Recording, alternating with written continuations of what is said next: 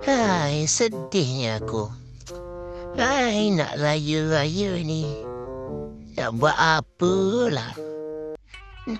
Rindu dekat janda-jandaku.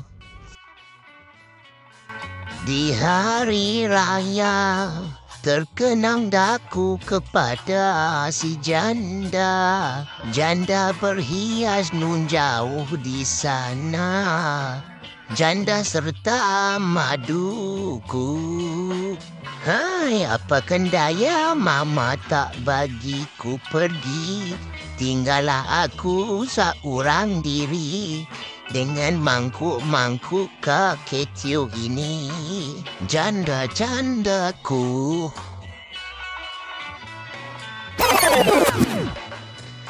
Hai, itulah dia.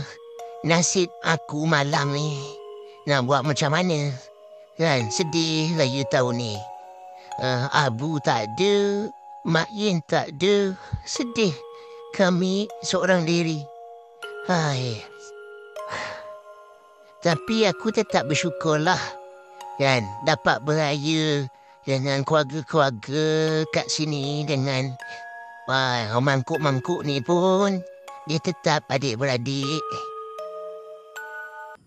Raya ni nak balik rumah Mak El, nak balik rumah janda yang mana satu? Balik rumah mak mentua ke? Boleh ke? Baba janganlah gurau-gurau kasar ni. Mama bagi ke? Hai, mana ada gurau kasar? Biasa. Baba, janganlah lukakan hati saya yang dah berdarah ni. Pedih tau.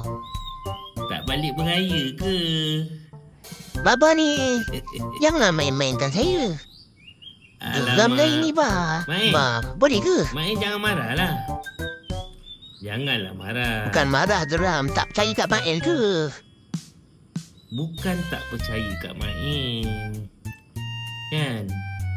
Mama tu, kau pergi cakap dengan Mama. Boleh ke? Mama. Kata anak Mama. Pergi cakap dengan Mama. Mama. Boleh. Pergi tanya Mama. Boleh? Mama. Mama kalau Mama bagi, Baba okey je. Mama, mana Mama ni? Alamak, Baba ni main-main kat Mak El lah pula. Yelah. Mana ada Mama kat Mami. sini? Sampai hati Baba main-mainkan saya tau. Cik, Macam? apa barang Cik nyanyi lagu-lagu sedih masa raya ni? Raya kita nyanyi lagu happy-happy lah Cik.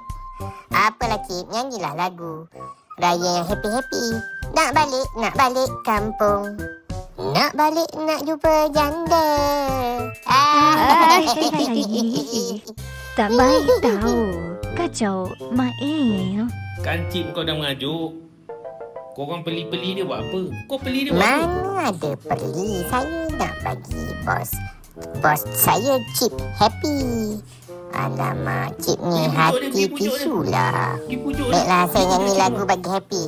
Balik kampung. Oh, balik kampung. Janda tak ada. Kurang asam pun Sajin. Kau ni, kau siap kau kejap lagi. Sedih aku kau main-mainkan aku. Apakan daya, Mama tak bagiku keluar. Hancur musnahlah semuanya. Cik kau feeling ke? Kesian pula saya tengok. Baba bagilah dia telur. Cik, jangan sedih Cik. Makan tidur macam saya je. Diamlah kau butan. Sedih tau.